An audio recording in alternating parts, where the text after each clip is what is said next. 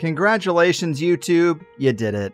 You wore me down and you sucked me back in. I have too many subscribers here just to walk away entirely, especially with no alternative that truly stacks up and so many copycat channels uploading my shows for me anyway. But we can't forget that THC's account here is on thin ice. And so the YouTube version of the show has to be prefaced with this little PSA, only to say that episodes that contain the kinds of themes that have been regularly banned on YouTube will not appear here. And even with that precaution, there's already enough in the archive to get us removed, so remember that the Higherside chats could be banned or put in timeout again at any time. And I won't be able to tell you guys about it. So if you feel like it's been too long since you've heard from me here on this digital, dystopian, draconian, data mining monster of a police state seeking platform, your first step should be to check the Highersidechats.com for the latest shows. Alright? Alright. Enjoy. Brace yourself, because you're about to dive into another free first-hour episode of the Higherside Chats, and we just want to let you know that whether you're looking for a companion through your paranoid insomnia, entertaining yourself through one of life's mundane activities, or trying to ward off the internal screams of all those sad, smothered souls around the office, THC is here. And you should know that every episode of the Higherside Chats has an entire second hour for Plus members. Sign up at the HighersideChatsPlus.com, and you'll get years of Plus show archives, lifetime forum access, a special invite to Greg Carlwood's monthly joint sessions, MP3s of THC music, bonus episodes, tour videos, and 10% off t-shirts, grinders, and whatever else ends up in the Higherside store. It's $8 a month that you won't miss, so become a Plus member and treat yourself in these troubled times. Always action-packed and commercial-free, which means you'll unfortunately never hear my voice again.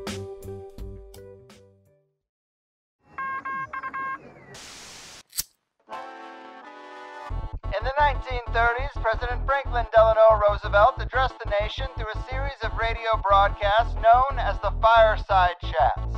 His aim was to reassure the common man that our society would recover from its troubled times. Well, we're far from 1930, and I deal with a different kind of fire.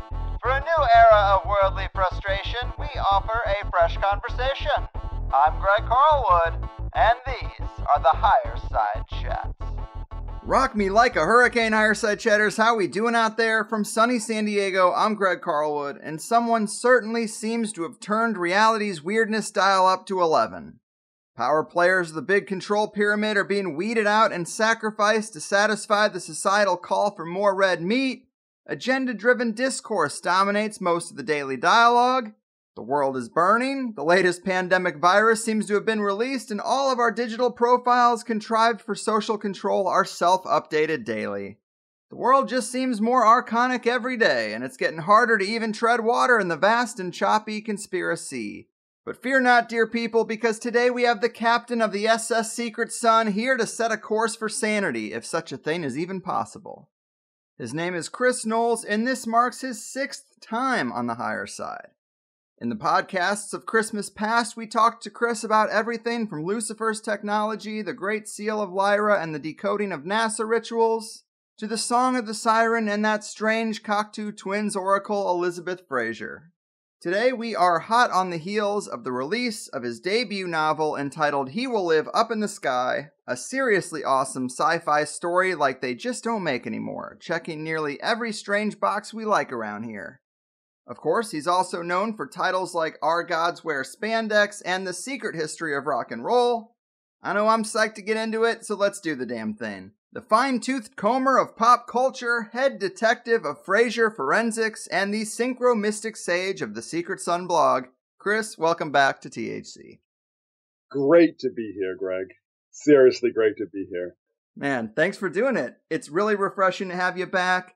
I went to look up the date of the last show, and it was December 22nd of 2018. And it's hard for me to even believe that we didn't do this at all in 2019. It was a very rocky year, but I guess it went by faster than I thought. Yeah, that was the only good thing about 2019 is that it went by really fast. Cheers to that.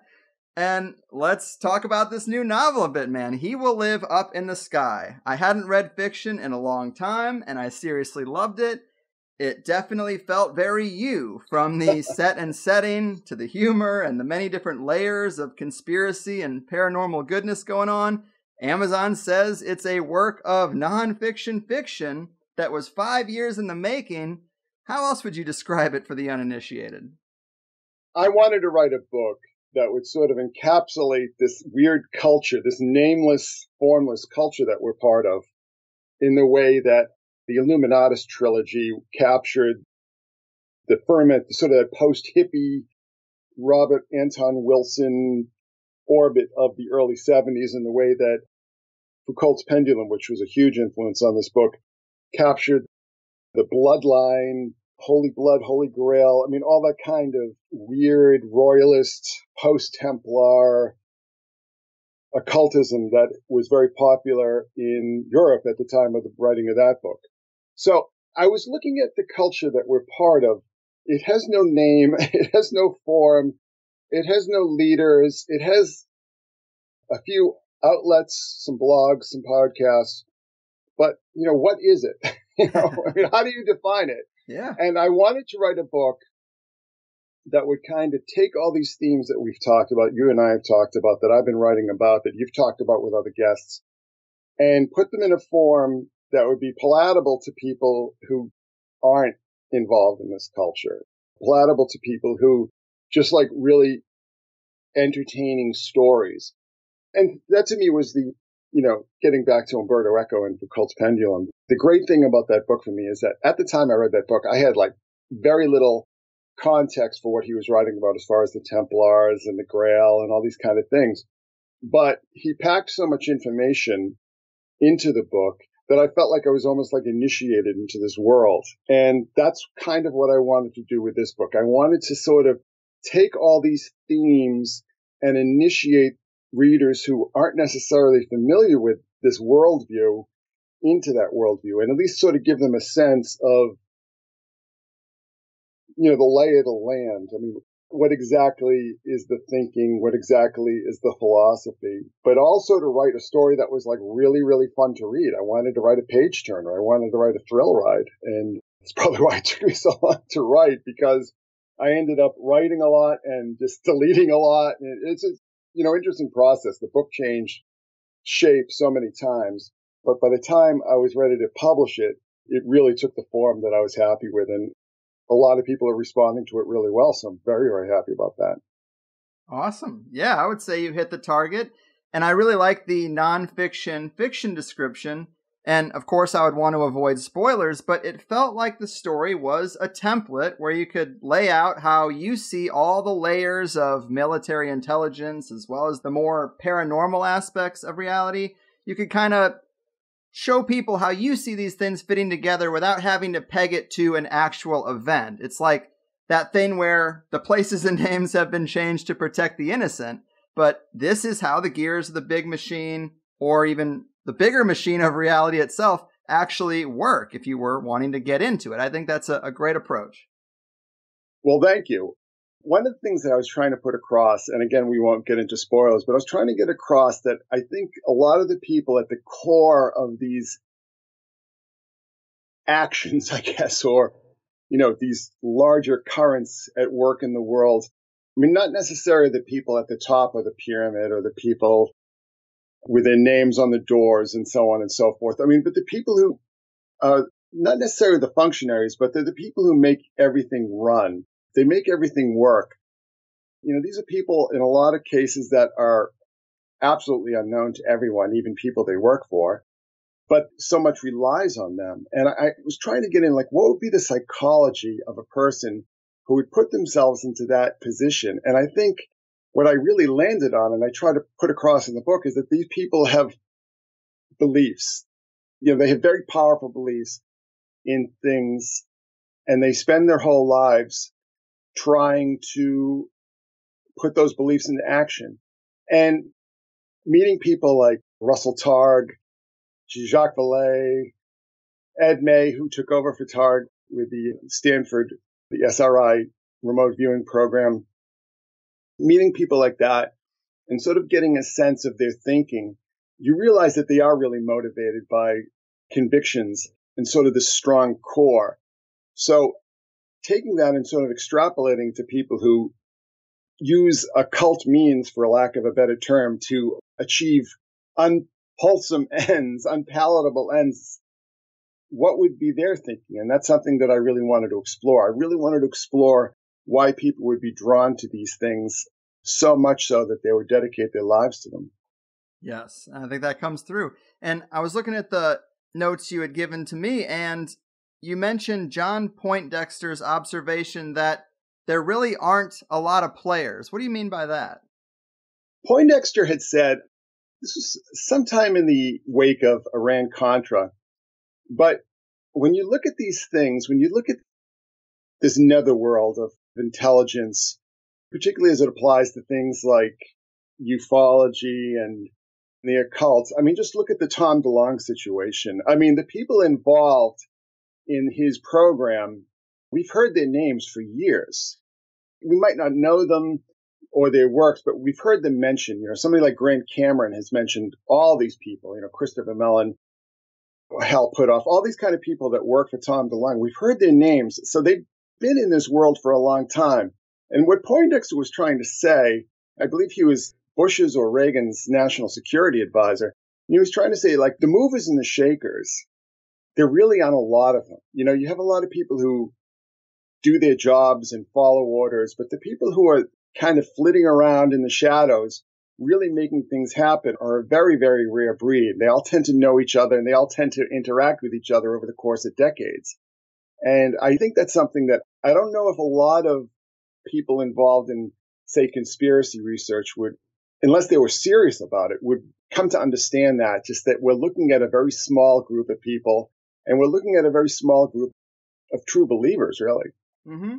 I think that's fair. A lot of times these things do seem pretty complex on the surface, and it seems like a giant tangled web, but maybe it isn't quite so complicated, and maybe it is more mappable if you can actually just see into the dark a little bit.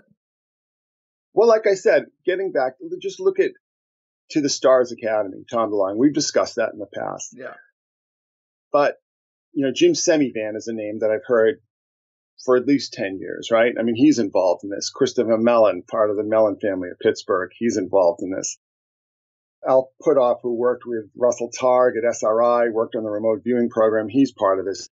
And of course, our friend Peter Levenda, who's been sort of flitting out of these circles his entire life, hanging out with people like Michael Aquino and Richard Doty out in Las Vegas. So there aren't a lot of these people who not only have the interest, but have the credibility and also have the resume to sort of make these things happen. And that's really what I wanted to convey in this book, because I think it will sort of help people as best as I can in this kind of context to get more of a grip on what this world that we're looking at and trying to understand. Mm-hmm. That's fair. And something I've kind of paid more attention to in the last year, or kind of been worried about, is just being very precise with accusations or categorizations. I mean, when you get hit with that scarlet letter of you're one of the bad guys in this whole nexus, I mean, that's hard to rub off. And I do wonder about people like, just to use ones you mentioned, Russell Targ or Peter Levenda. I've interviewed them both. They were nice to me. Remote viewing seems fairly mundane, or innocuous at least. At least it seems morally neutral. Doesn't seem bad. And I think Peter Levenda is a guy who just kind of wants to get in there and see for himself, which sometimes maybe gets him guilty by association. I don't know. It's very difficult to really maybe separate exactly who is responsible for some of these things and who just wants to know the truth, you know? Well, that's the other thing that I explore in the book. I mean, I'm not trying to cast aspersions on Peter Levenda or Russell Targ. I mean, I've met Russell Targ. I've had discussions with him. You know, I have a lot of respect for him. Yeah. That's not what I'm trying to say. I'm not trying to say, you know, this sort of pro wrestling Roddy Piper kind of, you know, heroes and villains world, because we're really looking at very gray areas. And it's kind of like this spectrum of gray tone. And, you know, I certainly, you know, Russell Targ and people involved with SRI. What I'm trying to say is that I'm not trying to say that they're all like oh, this evil conspiracy and they're all in on it. I'm not trying to say that at all. And, if you read the book, you'll see how I spell this out.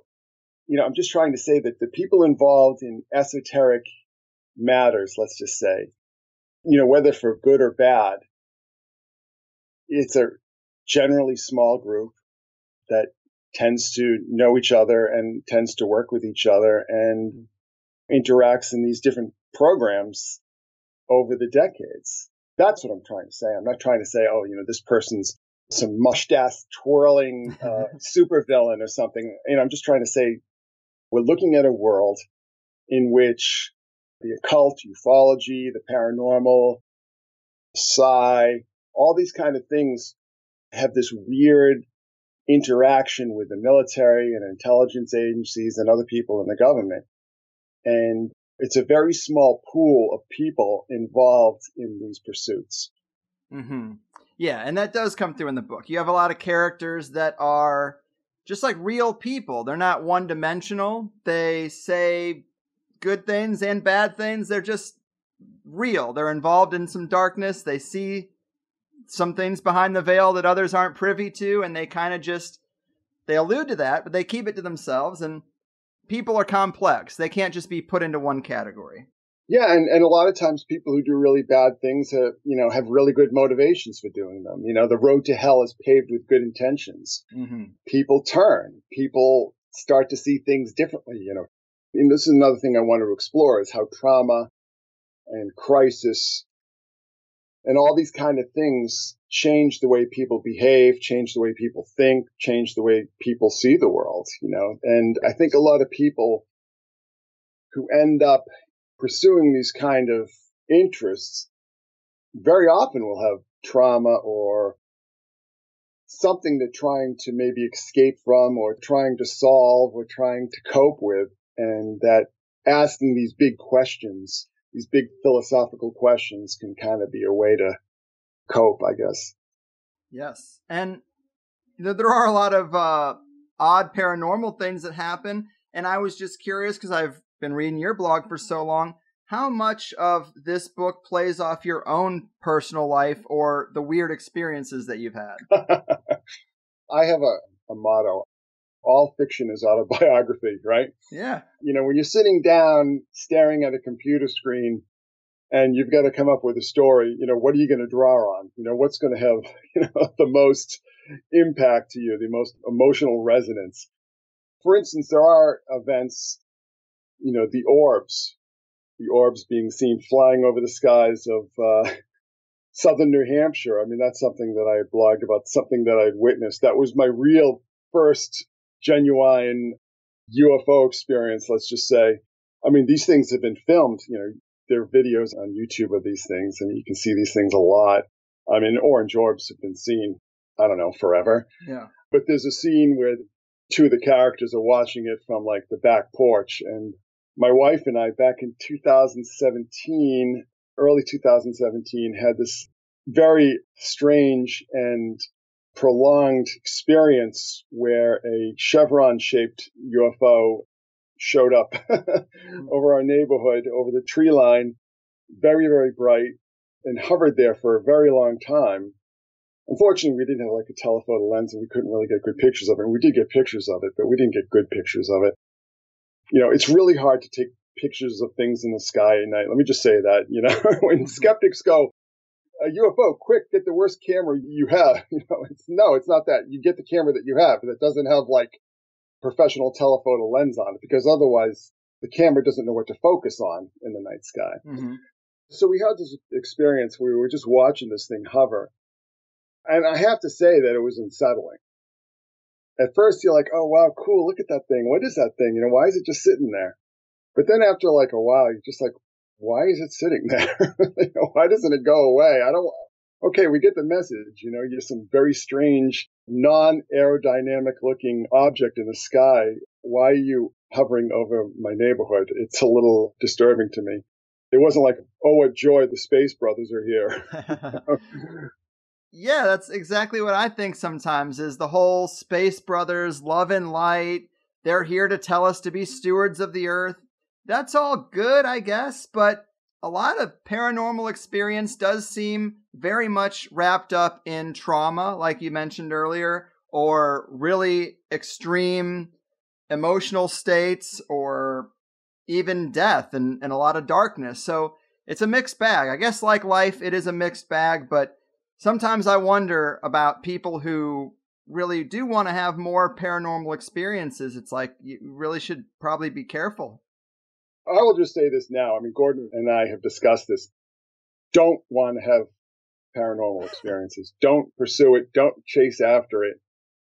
I have just come to the conclusion at this point in my life that paranormal experiences are basically either harbingers or some sort of like Greek chorus on death and tragedy.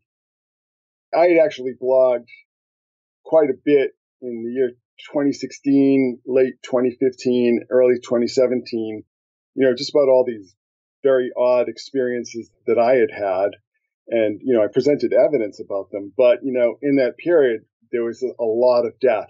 And I just felt like at one point, in the middle of this, that death was just kind of hovering over me, over my family, over the house. We lost some really wonderful young people way too early at an age, some overdoses, a really horrible skiing accident. My father-in-law died. My grandmother died. I mean, there was just, the paranormal is a very good thing to watch from a distance. Just keep a very safe distance from it, because if you get close to it, I really have to be blunt here. To keep my conscience clear, it's probably not going to have salutary consequences on your life. Well, that's fair to say. And, to bring it back to the Stars Academy, that seems to be the difficulty for me working this stuff out, because To the Stars Academy seems like an op. It's obviously wrapped up in military intelligence, and they're probably going to use UFOs as a justification for a new boogeyman and a new stage of war. I mean, we've heard this story. It's a tale as old as time. It's been talked about in conspiracy circles for decades. But the flip side of that is to say, well, this is an op, so the Space Brothers are good, and we have the military going after them. There's like this implied idea that they're trying to turn the good guys bad by painting them as like a new threat. And I don't know, maybe that's too simple of a way to look at it. Again, categories. That's the Stephen Greer explanation. Stephen Greer will be like, abductions in my labs. There's this whole, they're hiding this technology from us, and so on and so forth. I mean, I've seen UFOs for myself. I've had good sightings now. Some kind of documentary recording of, not great, because it's very difficult, again, like I said, to photograph an object in the sky when you're not expecting to see one. I don't know what UFOs are. I just don't. Mm-hmm. I can speculate. I can offer up any number of potentialities, but I don't know.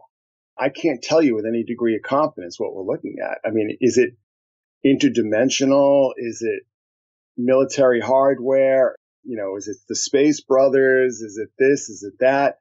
I don't know. And I don't feel comfortable making any definitive statement about that, because I haven't been on one, and I haven't met any aliens for the most part.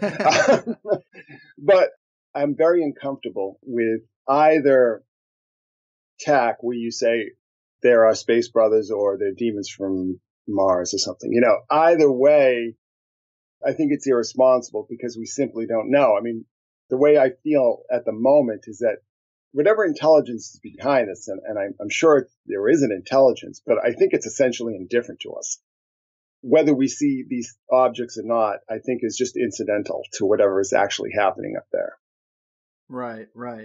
Yes, I agree with that. There's that whole thing of the Lovecraftian gods of kind of balance struck between, it's not that they hate you, it's that they don't give a fuck. Like, you're basically an anthill. They'll kick it over without even thinking about it. And I think you're probably right. It's something in that mix, is like, they don't even care enough to hate or love humanity, maybe. Well, if you kicked over an anthill, you'd be like, at best, you'd be like, oh crap, I kicked over an anthill, bummer. Yeah. And then you just keep going. Let's go get lunch. And I mean, look at all the human beings who share our biology that are completely indifferent to us in the same sense. I mean, yeah. I think that a lot of people in these strata don't even think that we're humans, or of the same biology of them. I think one of the problems that we have with the way the system has been set up is that we have a class of people who have so much money and so much power and so little accountability that their next phase of their ambitions is godhood. They want to become gods. I mean, this is transhumanism. Jeffrey Epstein is a great example. And also, I'll just drop this in now since, we want to keep this a little bit looser. I think Epstein was very much a driving force behind a lot of the scientism, a lot of the transhumanism.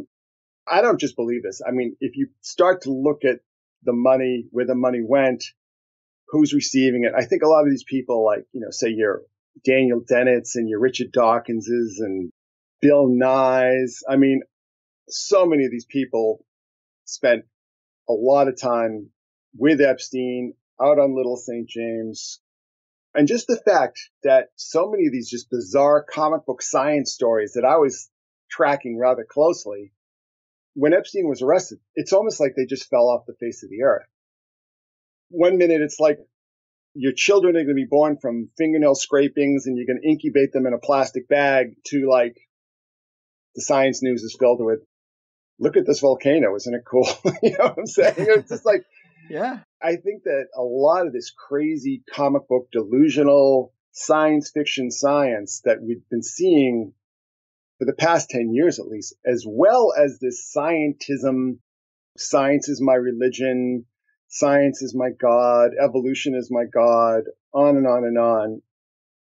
I think that Epstein and his cadre were very much, if not the driving force behind it, then a significant driving force behind it. Oh, yeah. Yeah. Well said. I mean, the political and the celebrity ties are the ones that people like to focus on in that National Enquirer kind of way. But hell, I mean, Stephen Hawking was even there. So it's like there's a very strong scientific connection. Well, that's also something that, again, my book, He Will Live Up in the Sky, available at all fine booksellers now. That's, I also go into that. The book was set 25 years in the past from when the book was released, because I wanted to sort of dial back and look at the genesis of the internet and this techno-utopianism that was so powerful. I mean, you were a little young back then. Yeah. But, I got hit by it square in the forehead. I was a true believer for all that kind of stuff. And, we had people like Jaron Lanier, unfortunately, who also was connected to Jeffrey Epstein. But, Jaron Lanier has done a number of mea culpas, Douglas Rushkoff. A lot of the people who are like these early techno-utopians have come around and realized that they were being used, that they were being conned, that they were becoming accomplices to a rather unsettling agenda of what will ultimately lead to things like smart cities and all this kind of stuff. That will be the Huxley Brave New World, when the sheep are separated from the goats, so to speak. The way things are going now, I almost see it like H.G. Wells' The Time Machine with the Morlocks and the Eloi, So. Yes. Yeah, the book definitely has a 90s vibe in a bunch of different ways, and I liked that. And the set and setting does seem pretty familiar to you. You're very much an East Coast guy.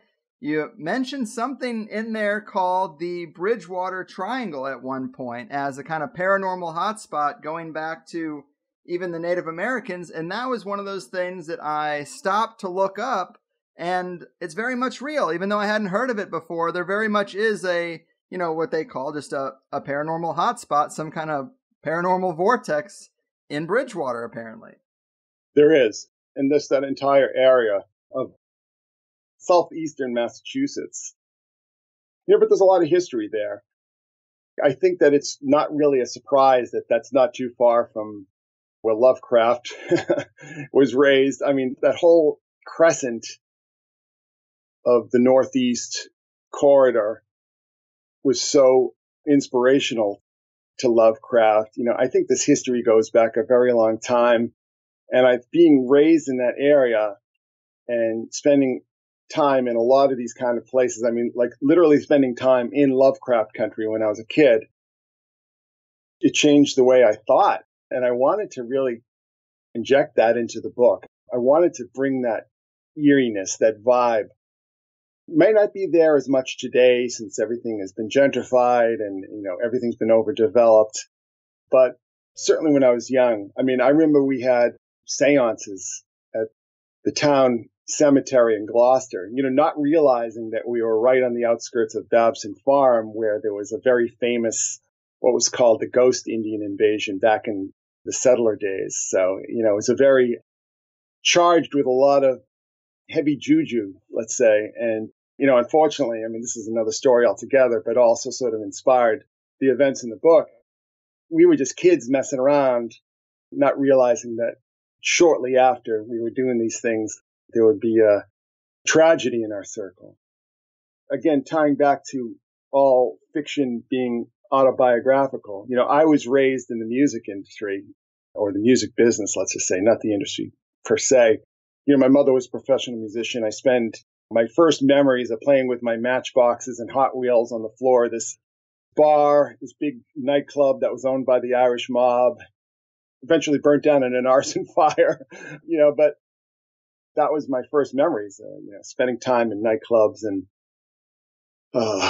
concert halls and all these kind of places, just being dragged from one place to another, just read your comic books and play with your toys, while I rehearse and everything.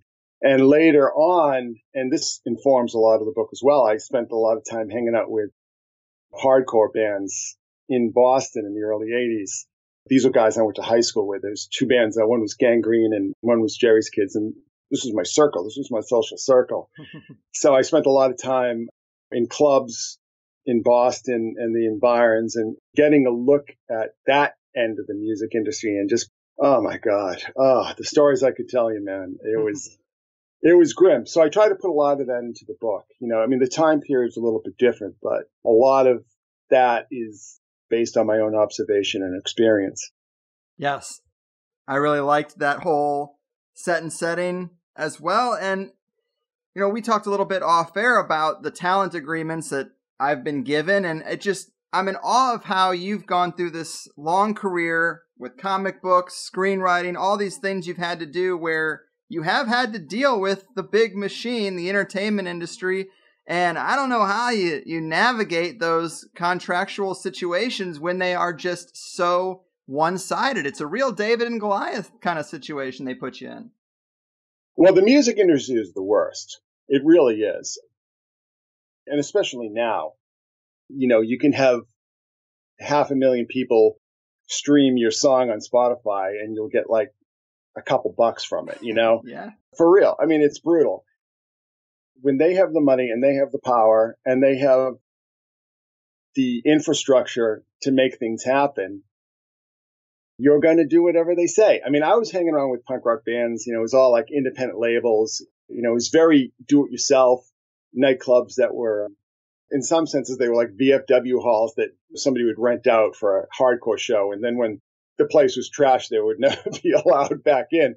No, but the music industry is a brutal thing. And that's another thing that I really tried to bring into the book is just give you a sense of how disposable really, really talented people are to the people running the industry. They just don't matter.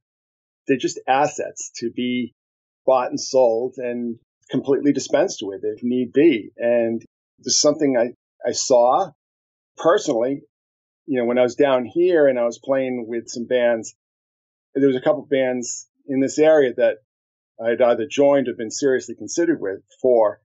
And it all went south really quickly because of these managers and these record labels. And it was just really ugly to see. One band that I was in, they actually had a song on Beavis and Butthead after I left. And I left the band because it was a one-man show. This guy was like the worst control freak you've ever seen. They got signed to Megaforce Records, which, I guess a lot of the early thrash metal bands were on. And Megaforce fired the guy. This wasn't just his band. It was him. And they fired him from his own band. It was basically like firing Frank Sinatra from being Frank Sinatra, and everything fell apart and they didn't care.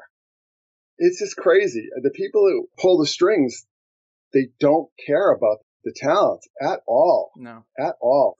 That's true. It's true. And I can only imagine in a pre-internet world, like in the mid-90s, you're a young guy who knows he's not going to have a conventional 9-to-5 job. You have some talent. You want to be an entertainer, whether a comedian or a musician or whatever. And there's only one road. I mean, it's really hard to bargain from that type of position. So I can only imagine all these things we speculate about today of all these actors being involved in a lot of dirty stuff. It's like, well, there's only one road to success, and certain people hold those keys. So is it any wonder that if you're looking at people who cut their teeth on the 80s or 90s, is it any wonder there's so many similarities and so many boxes can be checked for each one?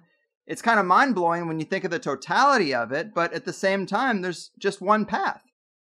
It's the spoil system from hell, really. I mean, because the way the industry is set up now, whatever you want to point at, there's this wall, okay? On one side of the wall is just riches and fame and a level of luxury and privilege that most people can only guess at. And the other side of the wall is just nothing, nothingness, obscurity, poverty, total lack of access.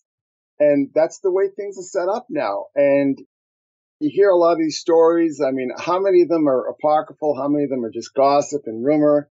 It's really hard to pull apart. But I'll tell you one thing. When you look at the spoil system and you look at this stark choice that you're given, where you can either be inside the club, sitting at the table, or you can be outside in the alley picking through the dumpster. Those are the two choices that you're faced with these days. I mean, there used to be a middle ground. You could build a career selling maybe like 100,000 records, a pop, touring separate clubs. It's all gone. Is either poverty and obscurity or godhood. Yeah. So when you hear these stories, I don't have any evidence for these things personally, but I got to tell you, realizing the choices that these people make and the price of admission is doing really bad stuff just to show that you can be trusted or you can bend the knee. I mean, given the choice, I'm sure a lot of people will take it. And, another thing that I really have to point out, growing up in a family of professional musicians and seeing the music industry from the outside, I mean, musicians are always incredibly screwed up people. Why anybody would listen to like musicians or actors about things like politics or something, I have no idea. Right. Because it's obviously because people fall for the public image machine and don't realize how screwed up these people are. I mean, actors are so screwed up. I had a friend who, I met in the advertising business when I was working in there. And he was in a band in the early 90s that, a lot of record companies were looking seriously at. And he picked up a lot of actresses, because, a lot of actresses in New York, right? Actresses were sort of his groupies. And boy, the stories he could tell, I mean, it's just like, you hear this from people like actresses are all just like really screwed up in the head. So, why do I care what, I don't know, Bette Midler or somebody thinks? Because I'm sure she's just like a completely train wreck of a human being. And all these people on Twitter, and the interesting thing about that now, seeing the context that we didn't have in the early 90s, when we see these people on Twitter every day, we really get a sense of just how sick in the head they are. Yeah, absolutely. Absolutely. Yeah. And getting back to the book, I was also going to ask you if you had any wild synchronicities or fiction and reality bleeding together kind of stuff, like the whole Invisibles thing. Did that happen to any degree? Oh, so much so that I'm not sure I really kept track of it all. So I started working on this book in early January 2015. And it was much more oriented towards UFOs and stuff. And I really moved away from that because, again, I don't want to cover the same ground the X-Files covered. I mean, I'm not going to do it as well as they did it. And it's been done to death. So I'm writing a lot about UFOs and stuff. And then I have my first really solid UFO sighting in late May of that same year. And not only me, but, my wife and my daughter. But here's the other thing. I mean, this is something that you and I have discussed on the show quite at length. Baked into the original concept, the original plot of the story, is a singer in a very Soundgarden-like band who goes missing and is later presumed dead. Actually presumed dead throughout the entire story. So I'm not giving spoilers there. So I'm writing this story, very much had a Chris Cornell type in mind, had a very Soundgarden band in mind. And then, we all know what happened in May of 2017. So you really do have to wonder how these things happen. The other thing, too, is that, and I'd actually blogged about this with Stranger Things. Stranger Things came out in 2016, and I had earlier versions of the story pretty much plotted out and a lot of dialogue written by that point in time. And, one of the main kind of MacGuffins of the story is a dead body is found, but it turns out that it's a double and things like that. And there's identifying marks in the body and so on and so forth that give away the actual identity. And we saw like a very, very similar plot line or story point to that in the first series of Stranger Things. And I had actually blogged like, oh, that's very interesting. I remember that. You had a feeling like, how is someone looking over my shoulder and getting this material? Like, who's in my computer? Yeah, it was weird. Here's the thing. I mean, I know a lot of people in the Los Angeles area, let's just say, I know this for a fact, read the blog. And I've actually had people in that business contact me over the years. So, I mean, I realized that these people, or some of these people, follow my work, especially if you're drawn to these kind of topics. And there were other things in the Stranger Things series in the first one, the real Stranger Things, not the fake Stranger Things sequels, that I really looked at and go, oh, yeah, I think maybe they were reading the blog, I mean, it just seemed that way.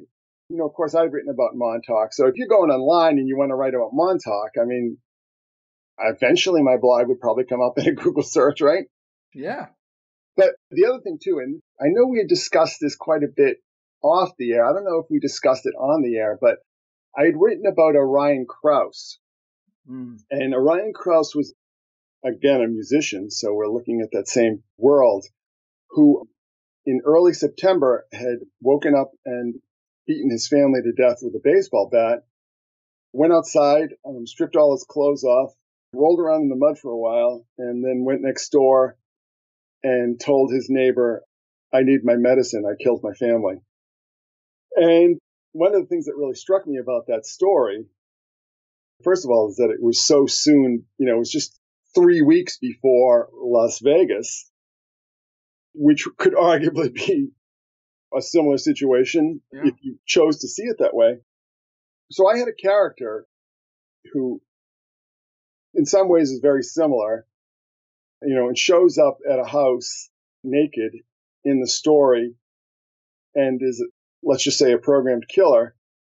His name in the book was Kevin. I had actually changed it because up until fairly recently, his name was Brian. So I was just like, oh, Brian, Orion, kind of match. But it gets even stranger because he shows up at a house in Littleton, Massachusetts, which is next to Groton, Massachusetts, where Orion Krause killed his family. Now, what gets even more strange about that is that both Groton and Littleton are next to Fort Devens, which I had sort of experience in the vicinity of because two of the people in my mother's nightclub act lived not far away from Fort Devens, which at the time was called the U.S. Army Intelligence School.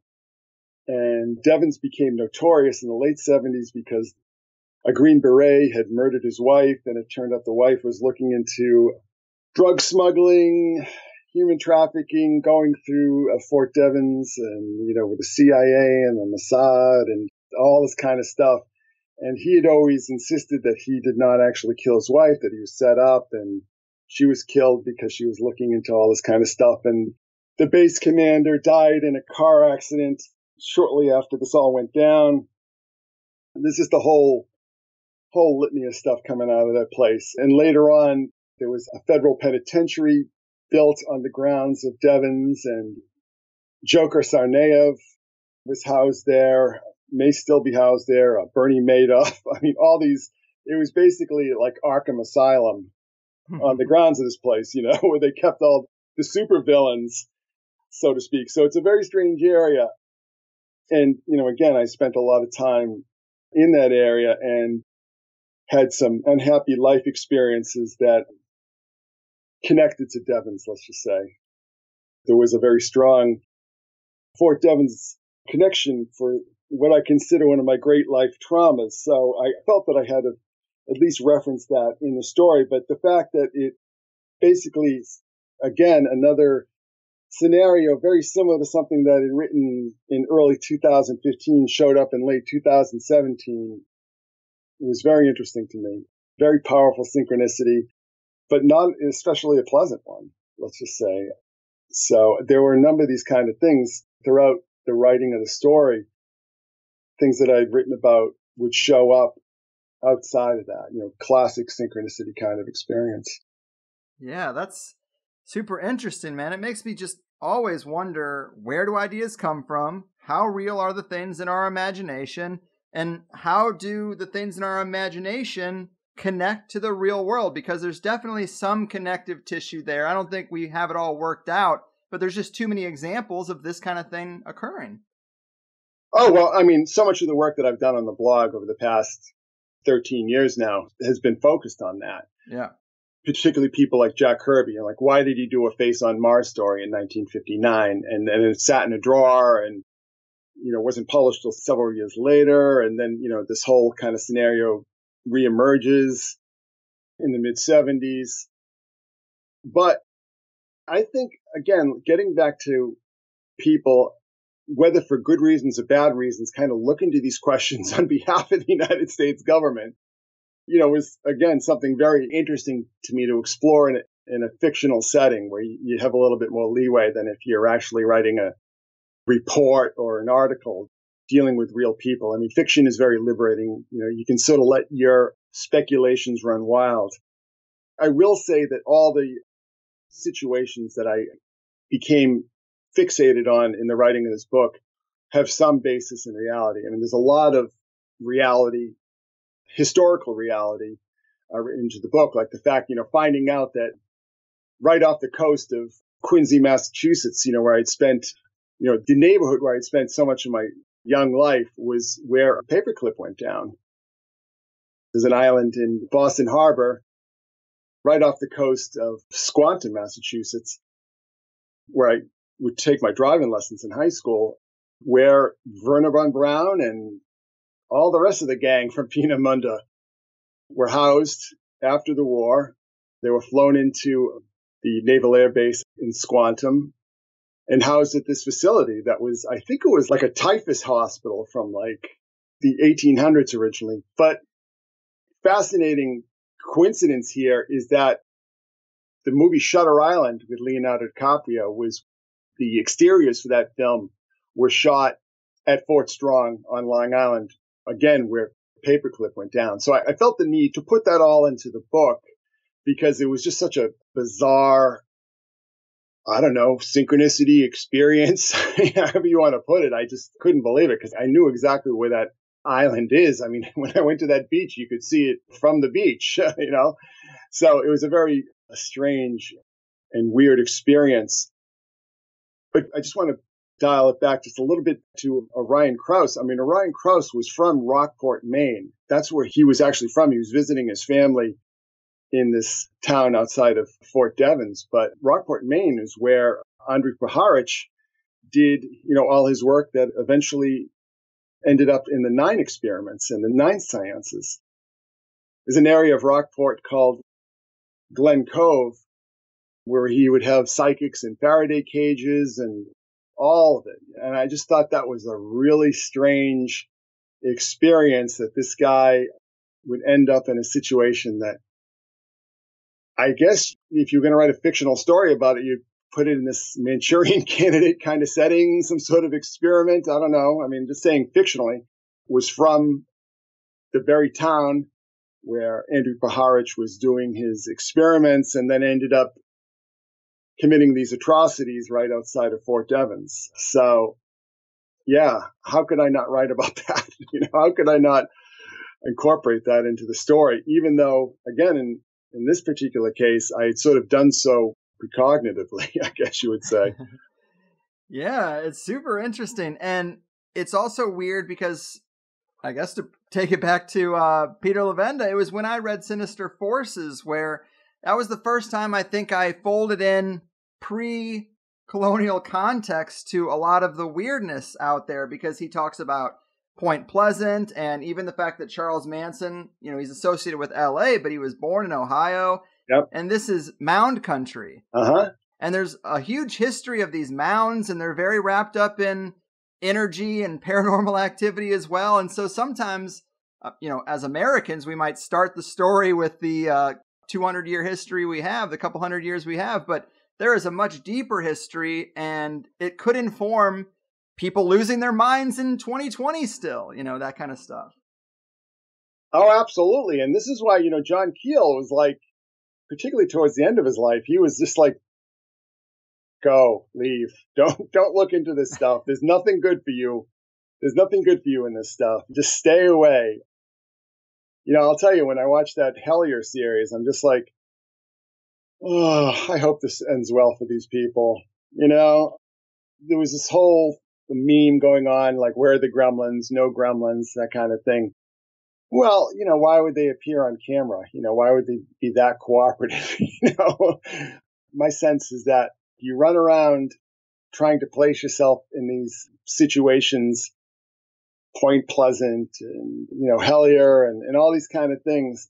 You just be very, very careful, because a lot smarter people than you have met unhappy fates, let's just say, in dealing with this stuff. And again, this is something, if you read Keel, especially his later books, he was quite sober about, and he wasn't being sensationalistic about it. He was just like, no, don't, stop, stay away. And, the more you kind of have experience with this stuff, I mean, I think the more you relate to that. I mean, I think something happened to Keel, something really bad happened to him sometime in the late 70s or early 80s, and I think it just completely changed his worldview. I think something he didn't want to talk about, I think that really darkened his whole take on these things. And getting back to things like Point Pleasant and the mounds, I mean, where else would Manson come from? I mean, like, are we surprised that he came from this area? And it's like, well, no, because this is what these areas do. Apple trees grow apples, and these places grow Charles Mansons. Well said, well said. And I'm sure we'll bounce around a bunch of different areas, weave in and out of the book's topics, but I wanted to switch gears a little bit and talk to you about some stuff from the blog, namely today's social condition you've referred to as the woke virus. And I know a lot of people are reacting to this. It's dominating a lot of conversations, especially in the comedy sphere of podcasts. But the way you framed it up, I think, is just really interesting. Talk to us about how you see this woke virus affecting the current culture and maybe some of the real origins for this thing. Well, this is nothing new. I think it sort of popped up. It popped out, and I think it had a lot to do with Occupy Wall Street. And I think it might have been summoned from its pit. It's very much a divide and rule tactic in some ways, because it so clearly does divide people, and it creates division in ways that I think become permanent, or at least very lasting. Wokeness, it was called political correctness in the early 90s. That term's still used. But what it really ties back to is that you need to go back. I mean, if you really want to go back, you can go back to the 30s and the communist movements in the United States, or even before that with the anarchist movements and the Palmer raids and these kind of actions where you would have these dissident movements pop up and experience extreme reaction from the authorities. And that reaction, I think, sort of gestated in a lot of people's minds and poisoned a lot of people's minds. And I think that toxin would eventually emerge in wokeness. But I think the more immediate precursor to this is in the late 60s when you had the yippies and the weathermen and a lot of these sort of radical groups that were flirting around with low-grade terrorism. Some police were shot, there were some bombings. And the Nixon Justice Department came down on this very hard. And a lot of people who were sort of veterans of this that didn't end up in prison retreated to a lot of these liberal arts colleges in the Northeast, Ohio, just sort of on the rim in these rural areas, places like Oberlin and Antioch and places up in Vermont, rural Massachusetts. That's really sort of the spawning ground for what was called intersectionalism. And intersectionalism it arose out of radical feminism, and it was just basically a way of determining who was the most disadvantaged or the most victimized. Are you black? Are you gay? Are you female? Is this your politics? So on and so forth. So it was very theoretical in a lot of ways. I don't think that it had been weaponized the way it had been later.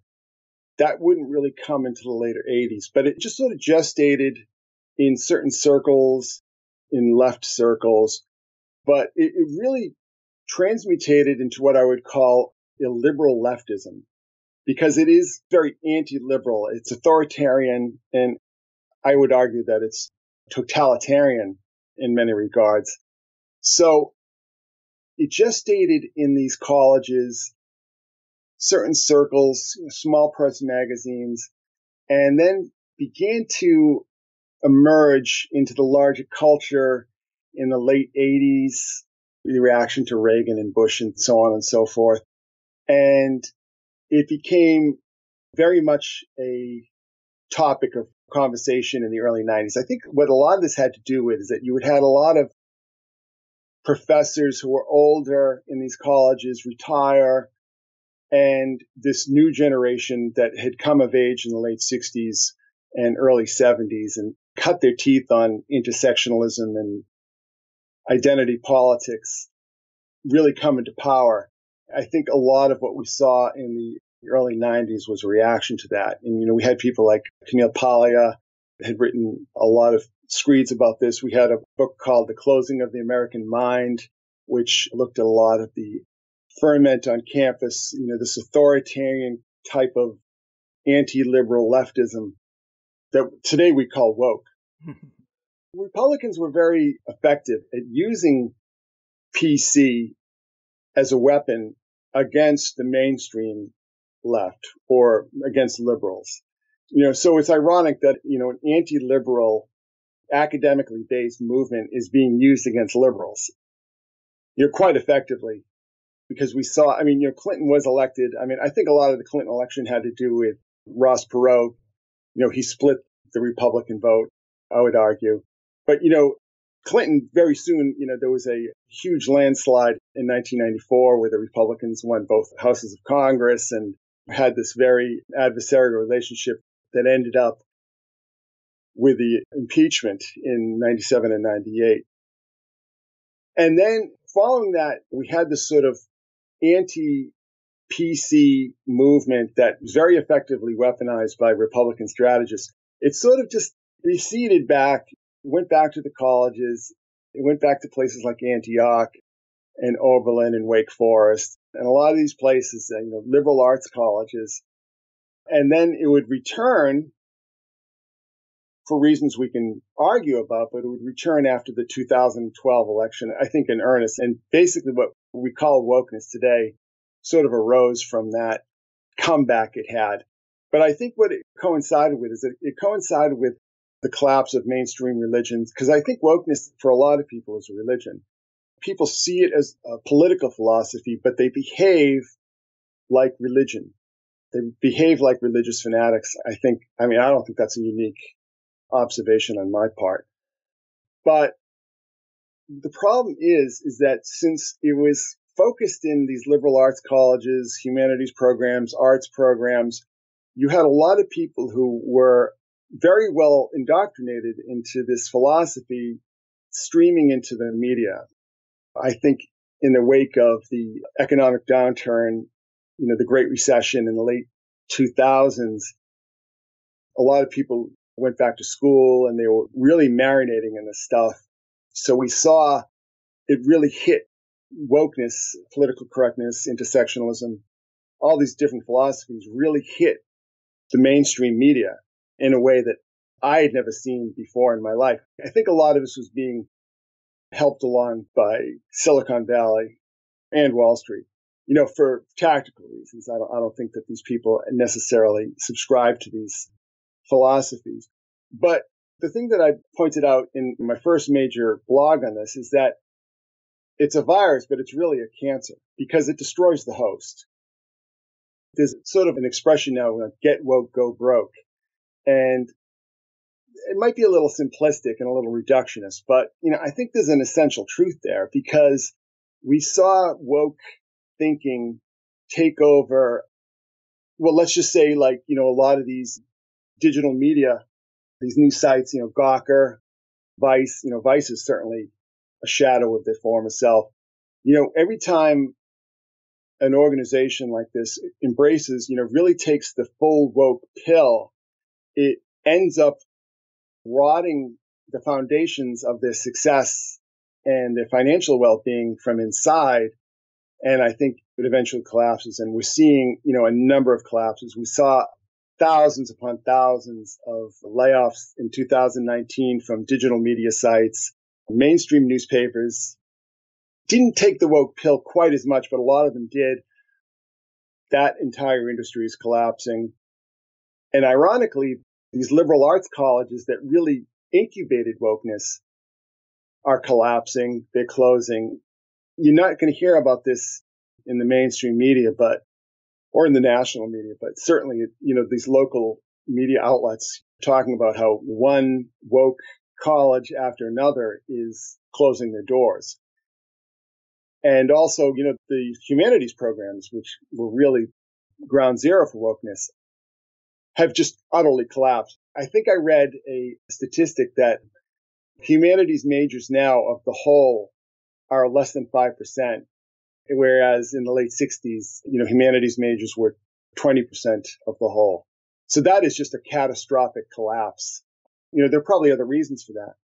But whenever a media organization or a institution of any kind goes full bore on this philosophy, it collapses. It collapses them from within. And I always start to wonder, is this like some brilliant counterinsurgency strategy by the right wing? Because it's certainly having a devastating effect on the left. Look no further than the presidential primaries in the Democratic Party and all this arguing about, just today as we're recording, Joe Rogan had endorsed Bernie Sanders, and then Sanders was just roasted alive on Twitter because Rogan, offends a number of woke dogma. Yeah.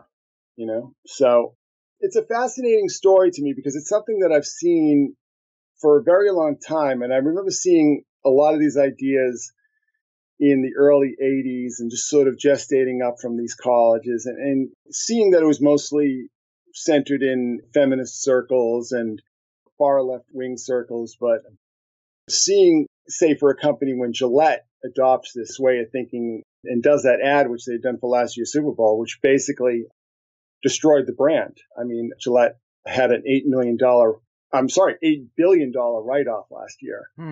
And again, this wokeness, it poisons because it's so divisive and because it's so stark and, drawing these lines in the sand. I think it creates a kind of resentment that never really goes away. Right, right. I mean, even Obama said it creates a circular firing squad, which is such a great term because the philosophy and mindset is so vigilant. It holds such a standard that you can always find a person slipping, and then you call them out on that, and you're left with no one. And I think that's just the best kind of analysis of this. I had this quote from the blog where it basically just summarizes what you just said, but you say, consider this. What if woke isn't some spontaneous eruption of revolutionary fervor or even some insidious plan by secret Sorosoids to color revolutionize America? What if woke is a kind of virus concocted, purified, and unleashed by parties unknown who wish to collapse all the opinion-forming institutions in America? And it's like, damn, man, that's pretty hard-hitting, but you're right. Hollywood, the news media, the universities, Silicon Valley, anyone who's drinking this Kool-Aid, it's like you're marking yourself for destruction because you will not be able to remain as pure as this philosophy is requiring you to be. And some people really need to do some serious soul searching regarding what they're adopting, whose Kool-Aid they're drinking. And it's kind of crazy because in some of your other blogs, you're pointing out constantly that China is on the rise and China likes their censorship. And I sometimes wonder if maybe it's the right, but maybe it's like this new rise of China dominance. This seems like the stepping stones to social crediting. First, you self-censor. Then everybody has this circular firing squad. We're no longer united by being Americans, let's say. And I'm not big on nationalism, but it's still something. And we're just kind of destroying ourselves. And it's like, hold on a second, take a step back and see where this road is going. Because if you want to end up like China, as different as it seems, I mean, this is a road to get there. It starts with self-censorship. It goes to pre-crime thought crimes, which you've been covering as well. And before you know it, everybody's censoring themselves. No one's talking. And your digital surveillance platforms are in full swing. And it's a road to the kind of thing that's going on in China. Well, it's funny you should bring that up because I think it's been taken down from YouTube now, but there was a very interesting interview that I think was it Edward Griffin? One of these kind of Bircher types had done with a KGB defector back in the 80s. And it uncannily described what we're seeing now. He had referred to it as some kind of subversion program. There's actually a Russian term for it. I think a lot of your listeners will probably be familiar with this interview. It was pretty well circulated for a while. And again, I think it's been taken down, which is kind of chilling. But the way he described, certain Soviet KGB tactics and how they would infiltrate and subvert a country that they've targeted through the opinion-forming media, through academia, through these institutions that they might perceive as being at least soft on opposition to communism or the Soviet system. I don't want to sound like some kind of McCarthyite here. I'm just pointing out that this guy was pretty well describing the tactics that we're seeing today. But I do wonder what if the legacy of these tactics that were injected into the academic institutions in the wake of Vietnam and Watergate, and then with the fall of the Soviet Union and the Soviet system, it kind of becomes zombie systems that they operated. It's like a computer virus that it just starts acting out its own protocol. It doesn't act on the instructions of the engineer or the designer. It just starts doing all these crazy things. I think that if we see a lot of the way wokeness and intersectionalism and identity politics have played out, that it doesn't seem like there's somebody at the switch. It doesn't seem like there's somebody at the wheel, that it's become so chaotic and so many people who are ideologically pure one day and the next day they're being thrown to the wolves. It reminds me of the wake of the French Revolution or the Inquisitions. Whenever you have these kind of ideological, philosophical purity exercises, purges, so on and so forth, that a lot of the people who think they're on top of the heap one day are being, again, thrown to the wolves the next day. So it's a very strange and chaotic process. But if you look at what's actually happening, the cui bono, what is the cui bono argument? Yeah, everybody is annoyed and inconvenienced by this, and everybody is always worried about running afoul of these ever-changing political diktats. But this is why I wrote that article. So what are we seeing? Okay, let's start from the top. Liberal arts colleges closing down en masse. Humanities programs being decimated, being a shadow of their former self, no matter how loud and noisy they are with intersectionalism and all these kinds of what they call, a very vocal minority. Mainstream media taking it on the chin. Digital media, this huge influx of digital media sites that we saw rise up in the mid to late 2000s and on into the early teens, become very widespread, very popular, very well financed and thought of. And, there's a great deal of prestige, Gawker and Vice and Salon, all these kind of sites. They've all just been absolutely decimated.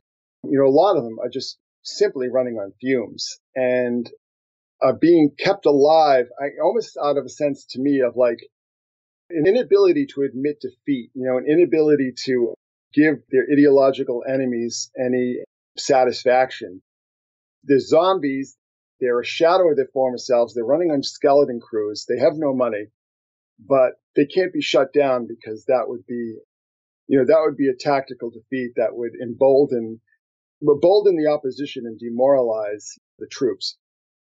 Mm-hmm. Mm-hmm. And man, as we're closing this thing out, I did also want to mention that you do have a private invite-only blog now for the never-ending Liz Fraser rabbit hole. It was consuming The Secret Sun, which we never want to do because it's such a great resource. So you broke it off into its own thing. Can people get access to that if they contact you? People can get access to it if they're clever and motivated. Okay, fair. Let's leave it at that. And I also wanted to touch on the Secret Sun Book Nook. I mean, this is pretty cool. It seems like you have a little digital bookstore where you've paired and curated some great content together by theme, which is just a really awesome idea. Yes, I'm glad you I'm glad you pitched that or plugged that. Yeah, it's been a huge success. I've done 2 rounds already, and it's just a way of keeping in touch with the audience and helping keep the work afloat, help keep the work going in a way that isn't just passing the begging bowl around and giving people information that I think they need. Yeah. I mean, and I have such an overflow of books from publishers and authors that send them out. I might have to Howard Stern that one from you because this is taking up too much room in this office. And either way, I know I got to let you go at some point. Again, secretsun.blogspot.com for all your Chris Knowles needs. He Will Live Up in the Sky is the great new novel. Anything else to leave him with? I have a lot of irons in the fire. Let's just say that. I don't know how much of it will be ready by the time this airs, but just keep an eye on the site because I've got a lot of big plans. Now I sort of broke the logjam with this book. I'd been a little, literally constipated, I guess, as far as getting things out into the market. And, a number of reasons that the way the book market has changed has a lot to do with it. But I feel this book really sort of broke the logjam, and I've got a lot of more material that's been sitting on my desktop for quite some time now that I want to get out to people. Provocative. I'm excited for that. And this has been a lot of fun, man. You've been a great friend and colleague. I'm lucky to know you. You're the man. Thanks as always. Thank you, Greg. Always a pleasure and an honor. Bend the knee, people. There it is. The great Chris Knowles, being way too kind to your humble stoner host. But does it get any better than Chris? I don't think so. Putting his OCD to proper use, decoding the esoteric layers of reality, and trying to bring the world back from the brink of insanity. Always a good time. You know, there are a lot of previous THC guests who transitioned over to fiction, and I haven't always been receptive or excited about dedicating a show to a book that is fiction. I often just say, well, let me know when the next one comes around that is more relevant to what we're interested in. It's just sometimes a difficult interview for me to do. I think the last time we really did one based on fiction was the Lovecraft Code when Peter Levenda put that out. But Chris's book is just so full of relevant content and really just a template for the way that he thinks these things are probably connected. And so nonfiction fiction is a great way to describe it. We were going to talk about the coronavirus a little bit more on top of the woke one, but that story was really just coming out when we recorded, and I mean, what really do you need to know? Swine flu, bird flu, coronavirus. It's always something, and what is interesting is, of course, there's a biolab right near the epicenter of this thing, and its logo looks a lot like the Umbrella Corporation from Resident Evil. I almost think that's too good to be true. It could be a doctored image, some prankster on the internet. But we have seen life imitate art more than a few times. What's definitely true is that Netflix released a docuseries called Pandemic on the day that the virus news was truly rolled out, January 7th or something. I don't know. I never really want to contribute to or get caught up in the media hype for these sorts of things. But I do look for elements and threads that might suggest that this isn't just some random, organic occurrence. Nothing is, right? And I'm not even sure that I'm 100% in on germ theory as it's presented anyway. I actually had this thought about vaccines because I was interviewed on another show called The System is Down. It was a great time. I don't think they've put it out yet, but we talked about vaccines, and the hosts didn't vaccinate, and I think they were surprised, maybe even disappointed when I said that I would likely vaccinate my kids with a minimalist schedule and when they're a couple years older, like right before entering school. And I do want to send them to public school so that they can learn that you have to deal with and work with and potentially avoid all sorts of different types of people in this life. You can't live in a bubble. Their lives are going to be weird enough. Now, I'm not sure. I don't have kids yet, but my preliminary thought is that someone like Del Bigtree probably has a protocol for being 1 foot in and 1 foot out, and I would probably trust that. But if the elite really want to weed out the rebels, weed out the people who don't play ball, what if, like a lock and a key, they create a vaccine, throw it into the insane schedule of like 60 that were already given to kids, and then 5 years later, release a virus specific to that vaccine? I'm getting way off topic here, but I just don't put anything past the medical space. It is a dark place, and in one fell swoop, they could hit everyone who's a vaccine skeptic with the very tools they're using already. Right where it hurts most, their own children. Just something to think about. But yeah, loved this show. Chris's book is a great read. It's been a while since I even read fiction. I read Christina Henry's Alice not long ago because I literally did judge a book by the cover, and it was fine. But if you're a fan of The X-Files or the type of story structure where characters who have no interest in conspiracies or the paranormal are thrust headfirst down the rabbit hole, it's a very enjoyable ride, and it does showcase how many of these interlocking pieces probably work. I love the title of the book too, and more importantly, where that title comes from, and you'll know it when you read it. And Chris has been very good to us with his time and his work over the years. The Secret Sun has always just been a blog that he totally could have turned into 3 or 4 books by now if he really wanted to capitalize. So show him some love and pick up He Will Live Up in the Sky. It's like $13. Also, I mentioned the talent agreements that I've been proposed from various TV producers or studios. Maybe you saw my social media post about them. But Chris has been awesome there too. He put me in contact with one of his guys and has just been a huge help when dealing with the production companies who have invited me to contribute to a couple of TV shows they're trying to start up. Of course, I'm not stupid. I know to read a contract and not sign anything that would ever interfere with THC, but it would be a cool life experience to be part of a show. I just don't get why it can't be like guest spots on a podcast. We don't really need to bring ink and paper into this, as Mitch Hedberg would say. But after, I think this is like the 5th talent agreement I've seen, and we tried to push back and negotiate, and they just rejected all our requests, I think I'm just done dealing with it. I'm also kind of done with social media. Gonna take a big step back there. Of course I'm gonna post the shows, but I'm really gonna start watching what I say, because even though I've said 1,000 times that I don't offend easily, and I actually like that kind of humor, when I do say something raw or even just fucking around, there is an uncomfortable backlash. And I don't really care, but look at what happened to Ari Shaffir. Ari pushed it. That's his humor. I gotta support the guy. He was kind enough to sit in my car in the Comedy Store parking lot, smoke a joint, and do an interview back when I wasn't shit. It was like before I even had 20 episodes. But he makes a Kobe Bryant joke, and people publish his address, publish his grandmother's address, insinuate that people should go get him or his family.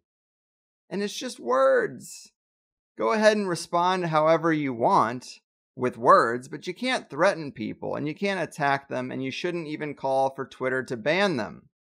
You do not want this world. It's easy to say you believe in free speech until you hear something you don't like. But I do hope Chris is right and that we have experienced peak woke and people are coming around and it's a waning kind of thing. But you do got to be careful. These are chaotic times and we should all be a bit more strategic with how we navigate. Don't bring yourself trouble you don't need. But I did think Chris was great on the woke virus. Some people might be exhausted by the conversation. It's happening on a lot of podcasts, but his blog posts that relate to this are very well written. I quoted it wherever I could. And we really parsed through a lot of that more in the Plus show. Hollywood woke reboots by the numbers. Ricky Gervais, the hired anti-woke assassin. The prospect that we've experienced peak woke. And a little esoteric impeachment parsing for good measure. As great as Chris is with the Synchromystic stuff, he does have a career in dealing with some of this stuff and also analyzing pop culture. So he really is a knowledgeable guy in that regard. So, all good stuff. Sign up for Plus. I think it's time. Also, Chris has a Patreon, and I don't know how active he's been with it, but it's set up, and I told him that I'd be more than happy to give him the whole Plus show if he wants to get some premium content going. I think that's fair. You can be a Plus member, or just subscribe to Chris's Patreon if his particular episode is mainly what you're interested in. I don't know if or how he's going to do that, but it is something we talked about, and it just might be a thing. But that's it. I hope you had a good time. Thanks for listening as always, and I will see you soon with another show. Your move, woke virus workers, occult entities of the other side, and deep state players of that nefarious nexus. Your fucking move. This is important, hear what I said. I'm trying to tell you, it's not paranoia, not in my head. It's just the hard truth. Knocked on your door while I still can to ask you a question, 'cause I know your head is still in the sand. Don't be sheep to your slaughter for the rest of your life. Oppressed, but you're getting woke. You say you don't want to be stressed until the day you die. Tough luck, my friend. Did you get the memo? Can't you see that we're so screwed? Don't you know we're our kung food? Can't you just admit we're screwed? I'm gonna tell you this anyway. It's a scary dark world, scarier every day. Scary dark world.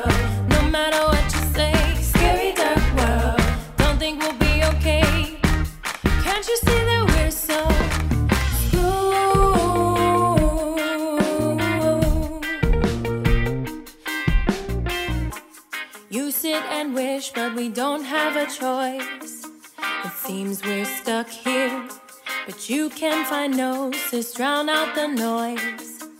Now use that altar and up your magic game, and listen to THC, you know. You go with the entities. If you ever see the UFO, don't be sheep to your slaughter for the rest of your life. Oppressed, but you're getting woke. You say you don't want to be stressed until the day you die. Tough luck, my friend. Did you get the memo? Can't you say that we're so screwed? Don't you know we're our kung food? Can't you just admit we're screwed? I'm gonna tell you this anyway. It's a scary dark world, scarier every day. Scary dark world, no matter what you say. Scary dark world, don't think we'll be okay. Can't you see that we're so screwed,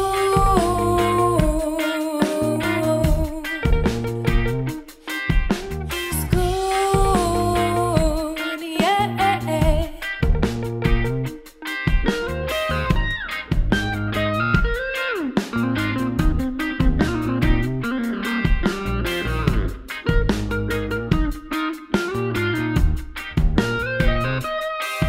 Don't be sheep to your slaughter for the rest of your life. Oppressed, but you're getting woke. You say you don't want to be stressed until the day you die. Tough luck, my friend. Did you get the memo? Can't you say that we're so screwed? Don't you know we're our kung food? Can't you just admit we're screwed? I'm gonna tell you this anyway. It's a scary dark world, scarier every day. Scary dark world, no matter what you say. Scary dark world, don't think we'll be okay. Can't you see that we're so